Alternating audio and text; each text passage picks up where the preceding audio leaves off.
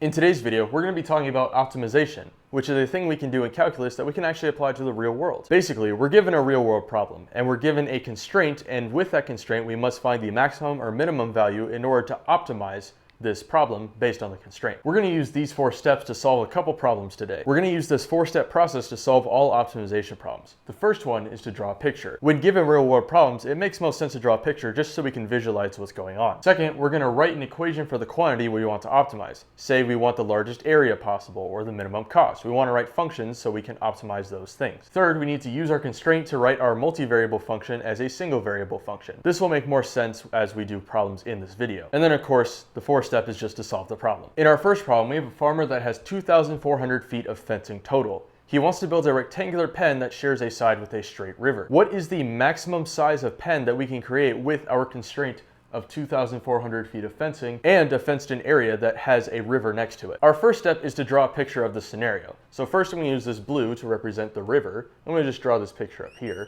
Here's that straight river. I'll just mark it with an R here for river. And then we know he wants to build a rectangular pen, so it's going to have 3 other straight sides. We'll mark this pen with this red and also put these little pickets on it to make it look more like a fence.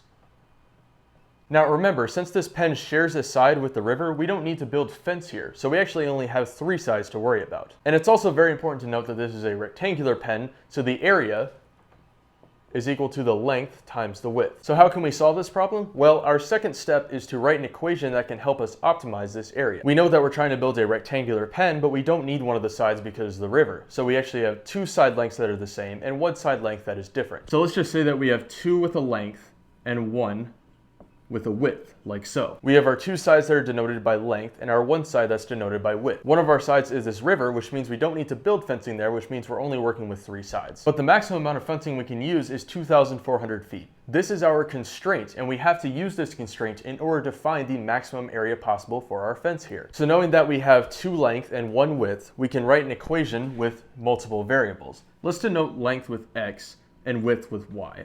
So this equation, I'll just write it here, will be 2 times our x value, the length, plus 1y, which is our width, is equal to 2,400.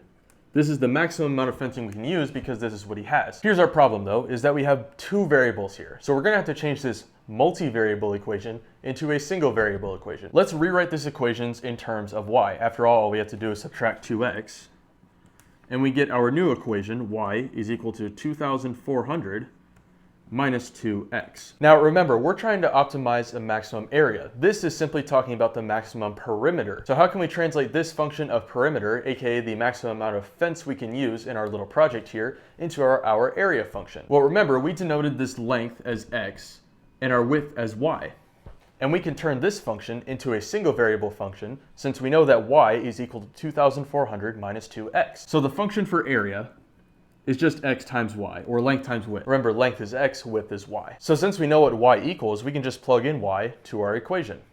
So this area is now y, the y value, which is 2,400 minus 2x times x. This is our area function by substituting y into our area function. And now we've turned our multivariable perimeter function into a single variable area function. This, along with writing your original equation, is the most important step. So now let's just distribute. After all, we need to multiply x by y.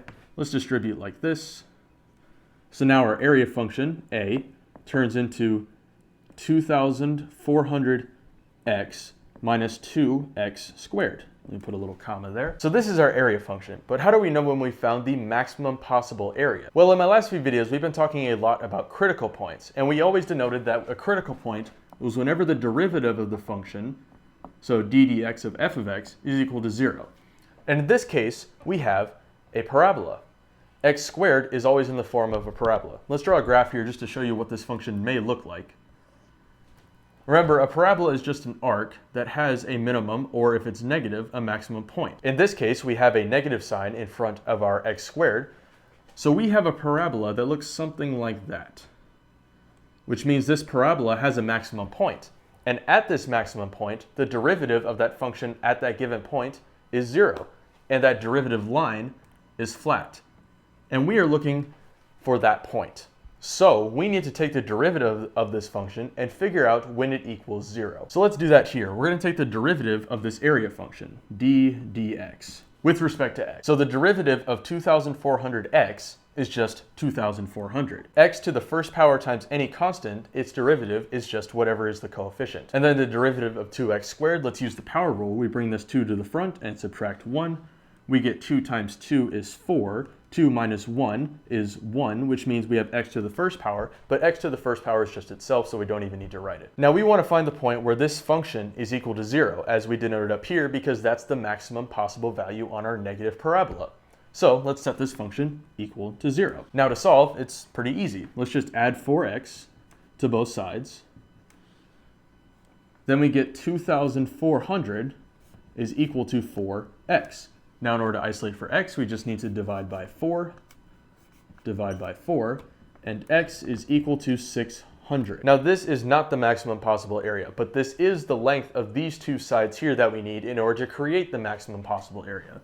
So this side will be 600, and this side, since it's a rectangle, will also be 600. So how long is this side? Well, let's find out. We already know what x is equal to, so we just plug it into this function. Let's bring that down here. We get 2 times 600 plus y is equal to 2400.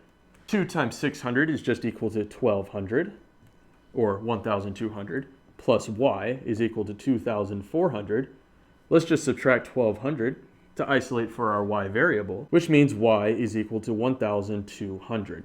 So this fence side length is equal to 1200. And this value gives us our maximum possible area. But this question is just asking, what is the largest pen we can create based on the area? Well, in order to find the area, we just need to multiply the length times the width. The length of this rectangle in this case is 600. The width of this rectangle is 1200. Oh, that's not 12,000, 1200. And this area is equal to 720,000 feet squared.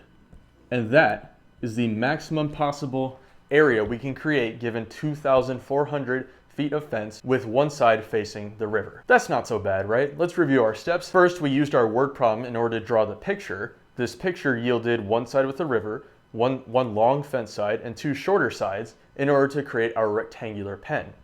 We established that in order to find the maximum area, we're going to have to multiply length times width. And we also established that we only have two length sides and one width side, our width side being the longer side and the two length sides being these short sides here. Then we created an equation that relates our constraint to 2,400 feet of fencing to our two side lengths and our one y width, and then turned this function into a single variable function based on area. We found that y is equal to 2,400 minus 2x, and then since we know that's what y equals, we multiplied x by what y equals, which is 2,400 minus 2x. Then we distributed our x, and we know that we have to find the critical point of this function. So we took the derivative and figured out where this derivative equals 0. Doing a little bit of algebra later, we figured out that the side lengths had to be 600, and then plugging that 600 back into this equation, we find out that the y length had to be 1200. So then we had the side lengths, and we just need to multiply 600 times 1200 in order to get the area of this rectangle, which is 720,000 feet squared. Let's do two more problems for this video. In our second problem, we want to design a 1 liter, that 1L is 1 liter, 1 liter oil can that uses the fewest material. Now, the obvious thing here is that our restraint is 1 liter, and we're trying to use, well, the least amount of material possible in order to create a 1 liter oil can. So let's write down some things we know. We know that our maximum volume is 1 liter. We also know the formula for the volume of a cylinder, which is equal to pi times r squared times h. Pi times the radius squared times the height.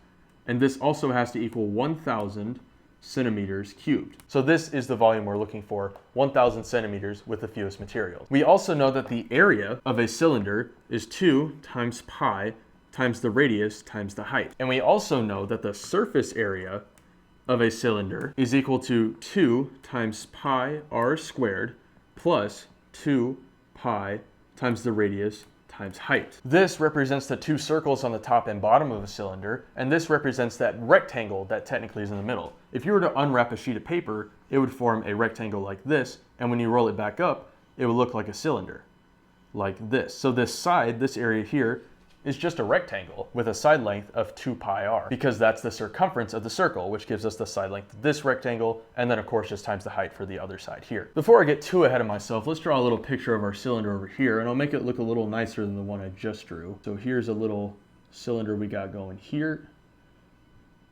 and there. Now we have a nice little cylinder. This right here, from top to bottom, of course, is the height. And this distance from the center of the circle in the cylinder to the edge is the radius. So here's our oil can. It has to hold 1 liter and use the fewest materials possible. How do we go about this? Well, we've kind of written down a system of equations here, but let me rewrite it so it's a little bit easier to see. So here we have a piecewise function represented with this bracket here. We know that 1 liter is equal to pi times r squared times the height. And we know that the surface area, remember, we only really care about the surface area. The inside of an oil can is obviously hollow, so we only really care about the surface area of the oil can that can hold 1 liter with the fewest materials. Our surface area function, as written above, is 2 times pi r squared plus 2 pi r times h. Let's rearrange this equation so that way all of this equals h. First, we're going to divide 1 liter, or 1,000 centimeters cubed, by pi r(h), or pi r squared, my bad, pi r squared. And that's what h equals. And we're going to substitute this into our surface area equation in order to find a one variable equation for the surface area, so that way we can find the least amount of materials possible for a 1 liter can of oil. Here we had the radius and the height, but substituting in this height function into here, we can get rid of h and only have the radius r as our variable. So let's plug that into here, and I'm going to start writing over here. So this turns our surface area into 2 pi r squared, that doesn't change at all, plus 2 pi r times 1,000 centimeters cubed divided by pi r squared. So here's our new function in terms of only the radius given these two functions and our constraint of 1 liter. Now you may notice that this pi and this r are on top and this pi and this r are on bottom. So we actually cancel out our pi values and cancel out one of our r values. So this equation now turns into surface area is equal to 2 times pi times r squared. Also 2 will multiply by 1,000 centimeters cubed to just be 2,000. And all we're left with in the bottom, removing pi, and one of our r's is just r. So this is our new surface area equation in terms of only r, the radius, without height, turning our multivariable function into a single variable function given the restraints that we have. So in this case, we're looking for the fewest materials. And once again, since we have a parabola here, in fact a positive parabola, we're going to have a function that looks something like this. And we're looking for this minimum point, because this minimum point is the fewest materials we can use in order to create a 1 liter oil can given, well, the fewest materials. But remember, in order to find said critical point, we need to take the derivative of this function. So let's do that now. D over dx. This is the derivative with respect to x. Let's take the derivative of this function. Using the power rule, we just take this 2 to the front and subtract 1 from the power. This turns into 2 times 2, which is 4, times pi is just pi, times 2 minus 1, which is r to the first power, but r to the first power is itself, so we don't need to write the 1 there. And the derivative of 2,000 divided by r, we're going to use a little trick here. We're going to bring this r up here,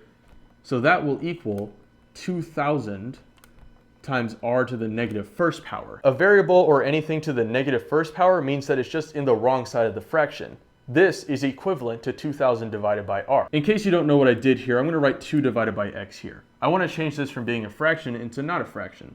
I'm going to bring this x to the top. So what happens is we have 2 times x to the negative first. Whenever you see a negative exponent, all that means is that your variable or whatever is attached to that exponent is in the wrong side of the fraction and needs to be moved down to the denominator. But you can also do the opposite of this. You can take this x to the top and put it in the numerator. And that's exactly what I did here. And this derivative is much easier to do. Once again, we can just use the power rule. So we bring this negative 1 to the front and then subtract 1 from the power. That gives us negative 2,000 times r to the negative 2, but this is just equal to 2,000 divided by r squared. I'm just going to bring it back down to the bottom because I think it looks better like this. And this is the derivative of our surface area function. And once again, in order to find the critical point of this function and to figure out where we can use the least materials, we need to set this all equal to 0. So let's add 2,000 divided by r squared to this side, which changes our function to 4 pi r is equal to 2,000 divided by r squared. Now we're going to multiply both sides by r squared in order to get all of the r's on the same side. Multiplying this function by r squared, we cancel out the r squared, and multiplying this function by r squared, we get 4 times pi times r cubed. R to the first power times r to the second power is just r to the 1 plus 2 power, which is just r cubed. And that's all just equal to 2,000. Now in order to isolate for r, we just need to divide by 4 pi on both sides. I'm going to go over here. This turns our function into r cubed is equal to 2,000 divided by 4 pi. And the last step in order to isolate r completely is to take the cube root of this function. So that means the radius for our 1 liter oil can that uses the least materials is equal to the cube root of 2,000 divided by 4 pi. And you can simplify this down a little bit. This is also equivalent to r is equal to the cube root of 500 divided by pi. 2,000 divided by 4 is just 500. These are equivalent. You don't have to simplify it, but it does look a little bit nicer. And this number is roughly equal to 5.41 centimeters. I won't make you do the math there. I'll just give it to you that this is roughly equal to 5.41 centimeters, which you don't actually have to simplify down to if you don't want to. But now we need to find the height in order to design this 1 liter oil can. Remember, to get the surface area, we still need to know what the height of this can is. But fortunately, we know what the height is equal to. So let's plug that into our equation. Let's bring that down here. We know that 1,000 centimeters cubed divided by pi times the radius squared is equal to our height. So pi, and our radius of course being that 5.41 for 1 squared is equal to the height. And once again, I won't make you do the math. This is roughly equal to 10.84 centimeters. And that's our final answer. In order to create a 1 liter oil can that uses the fewest materials possible, it needs to have a radius of 5.41 centimeters and a height of 10.84 centimeters. Let's do one more example for this video. Okay, in our last example, we have a farmer that has 1,000 acres of cotton. If he harvested today, he would get 600 pounds of cotton per acre of land that he owns. Weebles are destroying that cotton at a rate of 7 acres per day. But every day that he waits, he would get 5 more pounds per acre. When should the farmer harvest to get the most cotton possible? Now, I will say this is a bit of an oddball optimization problem because you don't really need to draw a picture. There isn't really one to draw, but I do want to do one thing slightly differently. It says that if he harvests today, he would get 600 pounds of cotton per acre. So let's find out how much cotton that is. He has 1,000 acres times 600 pounds of cotton per acre is equal to 600,000 pounds of cotton. That's if he were to harvest today. But we also know that Weebles are destroying it at a rate of 7 acres per day. But we also know that every day that passes, he gets 5 more pounds per acre. So when should he harvest in order to get the most cotton possible? Technically, it is possible that the 600,000 pounds would be the most. But let's do some math to figure out if we can get a little bit more than that for our farmer here. So let's set up an equation to represent our farmer here. We're going to set up an equation that has y, which is our total yield of cotton, and the yield of cotton is equal to the number of acres times how much cotton he gets per acre. So this is equal to acres times pounds per acre. So let's set up an equation that looks something like this. But we also need to factor in time, because the more time passes, the more acres get destroyed, but also the more cotton he gets per acre. So let's write that equation down here. Y is equal to, let's write our equation for acres, put that in parentheses here. He started with 1,000 acres, but he is losing 7 acres per day to the Weebles. So I should probably write up here, we're gonna have a variable t to represent days. So every day he's losing 7 acres. So 7 times the amount of days is how many acres he would lose. But we need to multiply these acres by how many pounds he's getting per acre. He started with 600 pounds per acre on day 0, and every day he's getting 5 more pounds.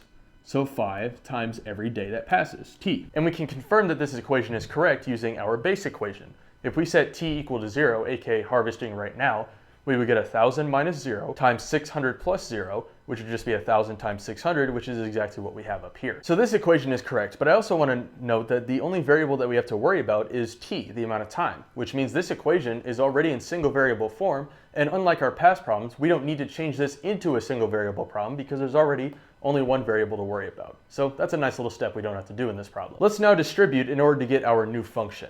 1,000 times 600 is equal to 600,000.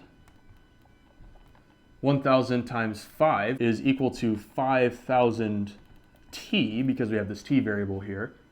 Then we have negative 7 times 600 is equal to negative 4,200 t.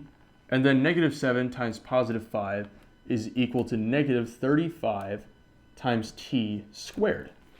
And you may notice that we have this negative t squared, which means we're going to have a downward facing parabola, which is exactly what we want because we want to find the maximum value possible. Let's simplify this equation down a little bit. We can add 5,000t to negative 4,200t. In our new equation, I'm going to bring our highest power thing to the front. So this is going to equal 35t squared, or negative 35t squared, my bad. 5,000 minus 4,200 is equal to 800t plus 600,000. But remember, in order to figure out the minimum value, we need to figure out where the derivative of this function equals 0, because that's the critical point, and we know that's going to be the maximum value. So let's take the derivative of this function, shall we? D dx, the derivative with respect to x. That looked like a y a second ago. The derivative with respect to x. So first of all, let's use the power rule. Bring this down to the front and subtract 1. And we get negative 70 t. 2 minus 1 is equal to 1, but since anything to the first power is itself, we don't need to write it. Using the power rule here, we have a little invisible 1 here. We subtract 1 from the power here and bring this 1 to the front. 800 times 1 is just 800. And anything to the 0th power is just 1, so it's 1 times 800 times 1, which is just 800. And the derivative of any constant is just 0. So this is the derivative of our function. And remember, we want to figure out where this function is equal to 0, because that will be our maximum value. So let's do some simple algebra here. Subtracting 800 from both sides, we get negative 70t is equal to negative 800. And then to find the amount of days, we just divide by negative 70 to isolate for t. And this is equal to t is equal to negative 800 over negative 70, which will be a positive number. Simplifying this down a little bit, we get t is equal to 80 divided by 7. But 80 divided by 7 days probably doesn't compute with most people. So this, I'll just give you it, is roughly equal to 11.43 days. And this is when he should harvest his cotton. But how much more cotton is he getting? I know I didn't ask that in the problem, but we may as well find out. We just did all this work after all. So using our function up here that'll tell us how much cotton he gets per day that passes, let's plug in 11.43. We get y is equal to 1,000. 1,000, that doesn't look the nicest. 1,000 minus 7 times 11.43. And then multiply that. I'm going to erase this just so it's not in the way. You're going to go around like that. Boom. So much better.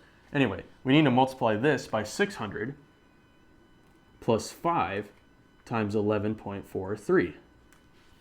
And I'll spare you the math. This is equal to 604,571.43 pounds of cotton. This is how much he would get if he waits 11.43 days.